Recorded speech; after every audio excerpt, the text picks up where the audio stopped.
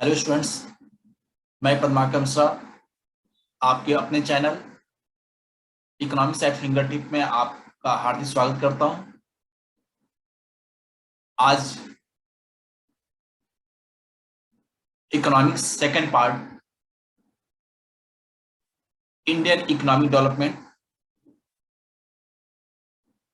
के first chapter Indian economy on the eve start कर रहा हूं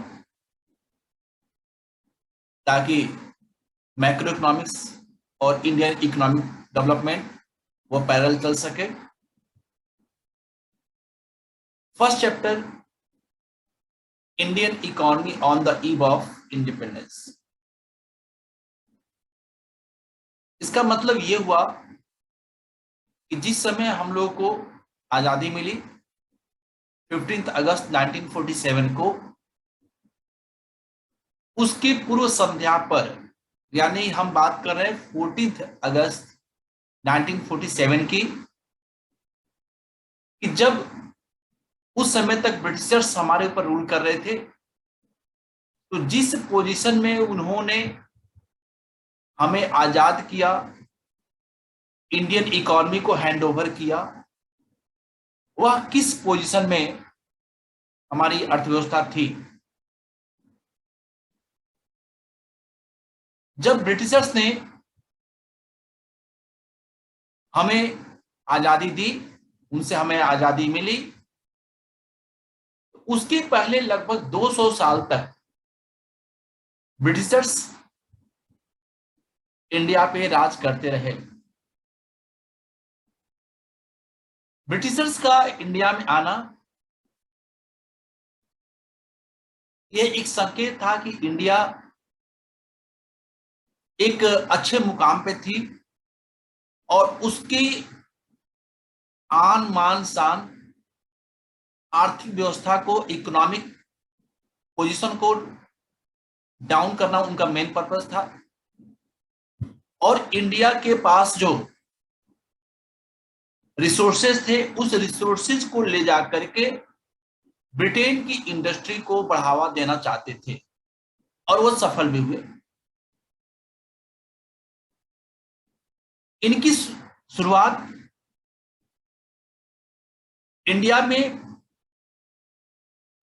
वेस्ट बंगाल में, पश्चिम बंगाल में एक डिस्ट्रिक्ट है नदिया, नदिया डिस्ट्रिक्ट, जो कि मुर्शिदाबाद के दक्षिण में है। वहां से लगभग इसका डिस्टेंस 22 माइल के करीब है।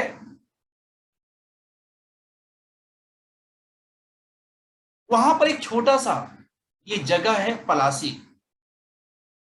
जो गंगा रिवर के पास है। 23 जून 1757, 23 जून 1757, 23 जून 1757 को इस पलासी नामक जगह पे दो लोगों के बीच, दो पार्टी के बीच वार स्टार्ट होता है। एक तरफ थे ब्रिटिश ईस्ट इंडिया कंपनी की सेना थी और दूसरे तरफ बंगाल की सेना थी। यानी ये जो पलासी का युद्ध हुआ 1757 में, यह British India east India company और बंगाल के नवाब की सेना के बीच हुई। जो ब्रिटिश ईस्ट इंडिया कंपनी थी, उसकी सेना ने रॉबर्ट क्लाइव के गाइडलाइन में इस वार को लड़ा। वहीं दूसरी तरफ जो बंगाल के नवाब की सेना थी, उसके जो लीडर थे, नवाब थे सिराजुद्दौला। इस वार में ब्रिटिश ईस्ट इंडिया कंपनी ने बंगाल की सेना को हरा दिया और यहीं से ब्रिटिशर्स का इंडिया के ऊपर कब्जा करने का एक रास्ता मिला और यहां से इनकी कहानी शुरू होती है। ब्रिटिशर्स को पता था कि इंडिया ब्रिटेन के इंडस्ट्री के लिए फूडर इकोनॉमी साबित होगी, क्योंकि इंडिया के पास जो रिसोर्सेज है, उस रिसोर्सेज की बदौलत ही ब्रिटेन की इंडस्ट्री आगे बढ़ पाएगी। जिस समय ब्रिटिशर्स ने इंडिया के ऊपर कब्जा किया, उनको पता था कि भारत एक सोने की चिड़िया है। उस सोने की चिड़िया को वह लूटना चाहते थे और वह एक तरीके से देखा जाए तो सफल भी हुए। जिस समय उन लोगों ने हमारे इकोनॉमी को अपने कब्जे में लिया, हमारी इकोनॉमी पूरे विश्व अर्थव्यवस्था के साथ, पूरे वर्ल्ड इकोनॉमी के साथ हैंडीक्राफ्ट इंडस्ट्री के लिए फेमस थी। और उस हैंडीक्राफ्ट इंडस्ट्री से जो हमारी इनकम होती थी, उस इनकम को ब्रिटिशर्स पचा नहीं पाए। उनको लगा कि इंडिया के पास जो रिसोर्सेज है, उसको हम अपने ब्रिटेन के इंडस्ट्री के लिए यूज करें, और ये मान करके उन्होंने हमारे इकोनॉमी को अपने कब्जे में लिया। इसके साथ साथ जिस समय उन्होंने हमारे ऊपर रूल करना शुरू किया,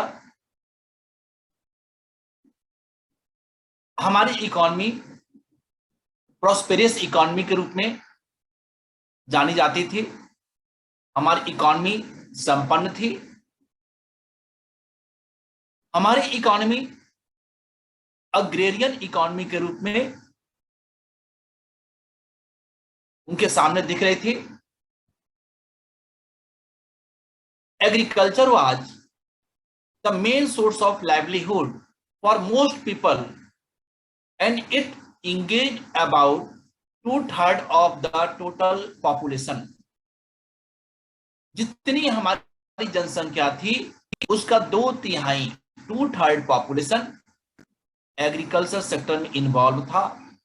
हमारी इकोनॉमी अग्रेरियन इकोनॉमी थी। इसके साथ साथ हमारी इकोनॉमी हैंडीक्राफ्ट इंडस्ट्री के लिए पूरे वर्ल्ड में जानी जाती थी। India was also known for the handicraft industry in the field of cotton and silk textiles, metal and precious stones works. Handicraft products enjoyed a worldwide market due to its reputation of fine quality of material used and the high standard of craftsmanship। आज उत्तर प्रदेश में एक district है भदोही, जिसको कालीन नगरी के नाम से भी जानते हैं। यहाँ का जो कालीन है, कारपेट है, आज भी वर्ल्ड इकोनॉमी में अपनी एक पहचान रखता है। और यह बात ब्रिटिशर्स को डाइजेस्ट नहीं हुआ। उन लोगों ने सोचा कि जब हैंडीक्राफ्ट इंडस्ट्री के बदौलत इसकी ये पहचान है इंडिया की, तो क्यों ना उसको हम अपने कब्जे में ले लें और वह हैंडीक्राफ्ट इंडस्ट्री को हम डिस्ट्रॉय करें। जो उसके रॉ मटेरियल्स हैं, इनपुट्स हैं, उसको हम ब्रिटेन के लिए, ब्रिटेन की इंडस्ट्री के लिए यूज करें। इस तरीके से उन लोगों ने इंडिया को अपने कब्जे में किया और वह रूल करना शुरू किए।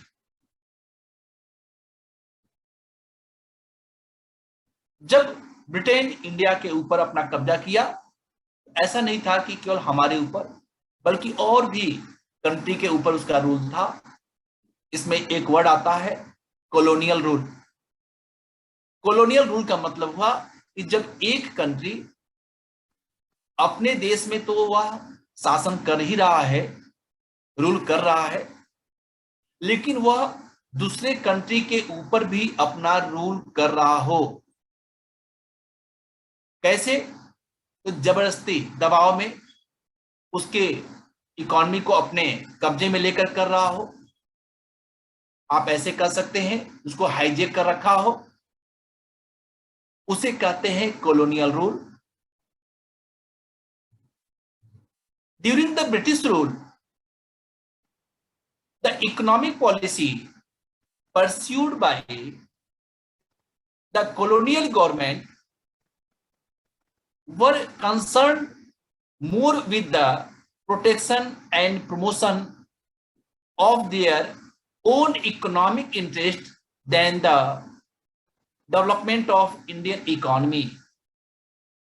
वह अपने इकोनॉमी को फोकस कर रहे थे, इंडियन इकोनॉमी को नहीं।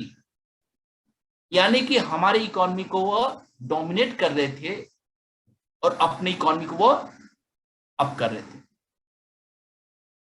हमारे इकोनॉमी के ग्रोथ के लिए, इंडस्ट्री के ग्रोथ के लिए कभी भी उन्होंने ध्यान नहीं दिया।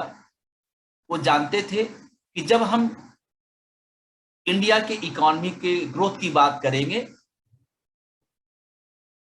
तो इंडियन इकोनॉमी ग्रो कर जाएगी, तो फिर ब्रिटेन का क्या मतलब रह जाएगा। जिस पर्पज से हम इंडिया में आए हैं कि यहां से raw material, primary products Britain को ले चलें और ब्रिटेन की इंडस्ट्री को हम बढ़ाएं। तो जब इंडस्ट्री को हम इंडिया में ही बढ़ा देंगे तो इंडस्ट्री यहां की अच्छी होगी, हमारी इंडस्ट्री का कोई मतलब नहीं रह जाएगा। Their policy brought a fundamental change in the structure of Indian economy. Their twofold strategy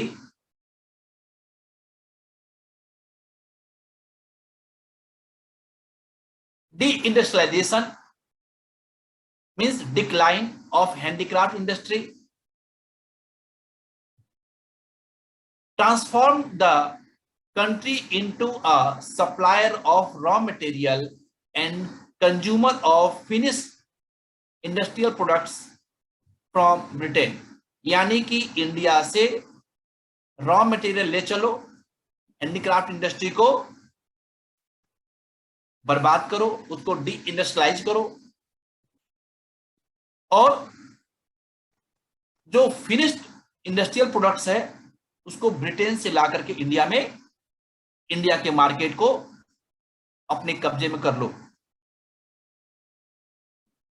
हम जानते हैं कि जो गुड्स मशीन से प्रोड्यूस होता है उसका क्वालिटी अच्छा होता है, उसकी कॉस्ट भी अच्छी होती है।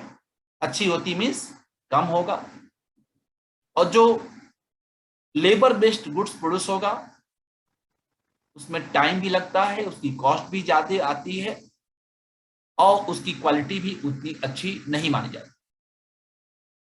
तो वह चीज जब ब्रिटेन से बन करके फिनिश गुड्स के फॉर्म में हमारे कंट्री में आ रहा था, हमारे पास इनकम नहीं थी, तो हम लोग क्या करते, हम लोग पास एक यही ऑप्शन था कि इंडियन प्रोडक्ट को छोड़ो और ब्रिटेन के प्रोडक्ट को लो, हमारी मजबूरी थी, लेकिन हमारे मजबूरी को उन्होंने गलत फायदा उठाया। उनका पर्पज ही था कि गलत करना है, हमारे लिए अच्छे की बात तो सोच के आए नहीं थे। बस उनका ये था कि ये लोग जिंदा रह सकें, जिंदा रहेंगे तभी तो जो हमें रॉ मटेरियल चाहिए, जो इनपुट चाहिए, इनसे मिलेगा। तो ये नहीं केवल हमारे साथ, ये जहां भी इन्होंने रूल किया, जहां भी ब्रिटेन की कॉलोनी थी, सबके साथ इन्होंने किया। जिस कंट्री के पास जो रिसोर्स था उसको इन लोगों ने एक्सप्लॉइट किया, वहां के लोगों को एक्सप्लॉइट किया, वहां की इकोनॉमी को एक्सप्लॉइट किया। colonialism refer to a system of political and social relation between two countries of which one is the ruler and the other is its colony। फिर से सुन लीजिए। colonialism refers to a system of political and economic relation,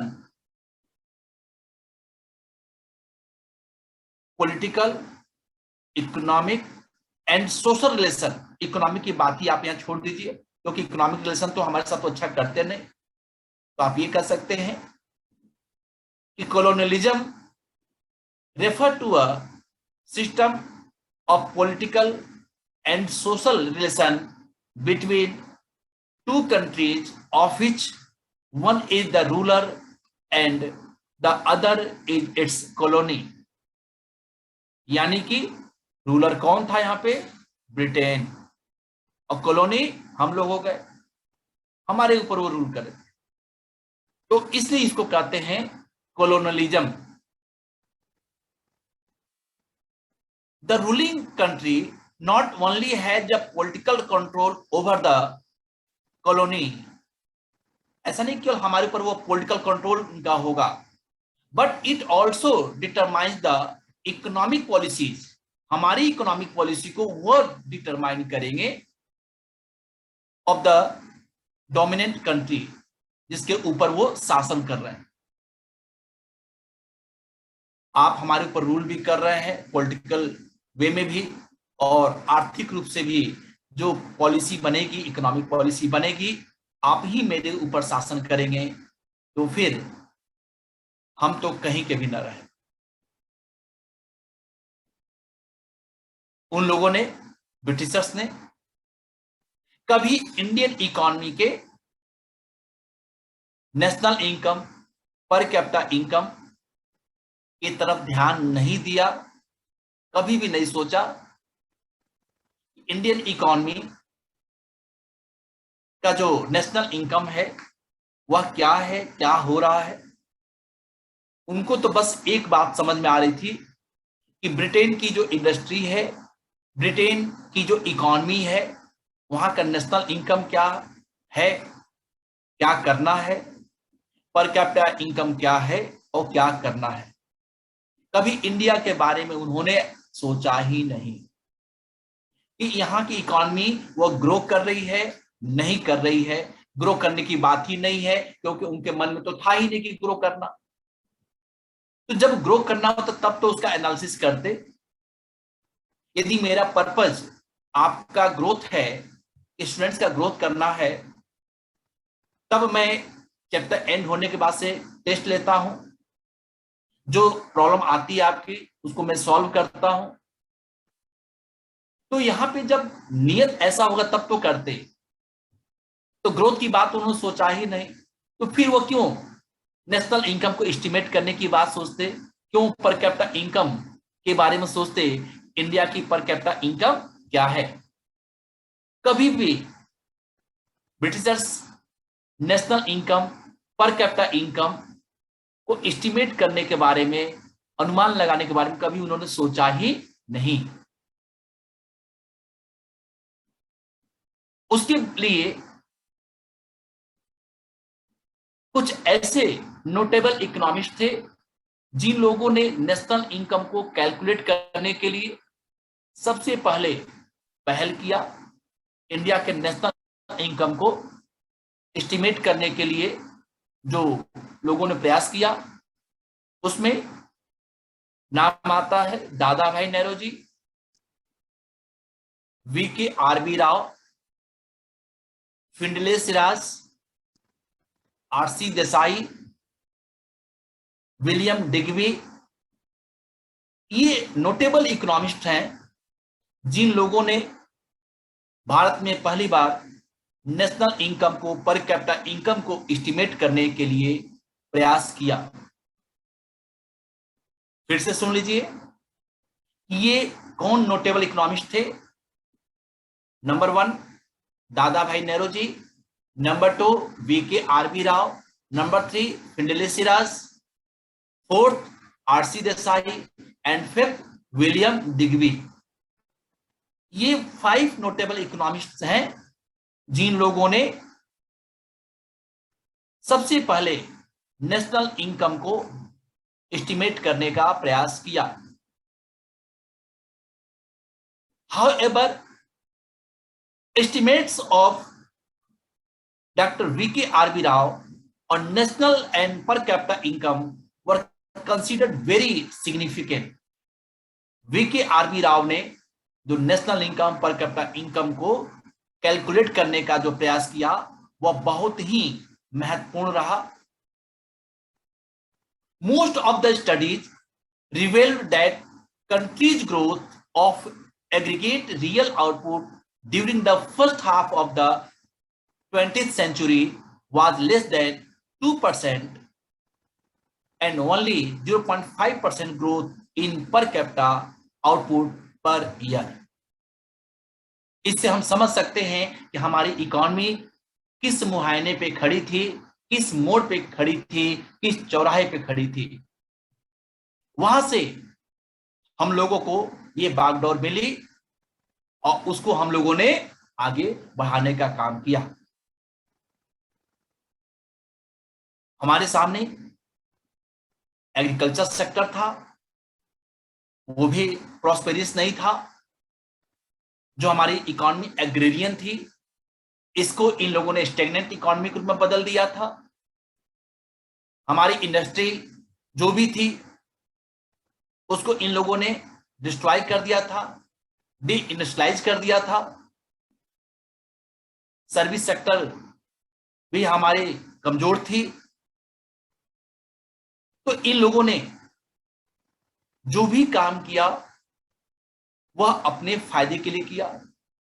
transportation को भी बढ़ाया, communication को भी बढ़ाया, तो वह अपने लिए किया। उसमें उनका केवल गेन छुपा हुआ था, प्रॉफिट छुपा हुआ था, उनका वेलफेयर था, इंडियंस का नहीं। ओवरऑल देखा जाए तो उनका पर्पस ये था कि पूरे इंडियन इकोनॉमी को अपने कब्जे में कर लो, पूरे इंडिया के कोने कोने से रॉ मटेरियल लाओ और समुद्र के रास्ते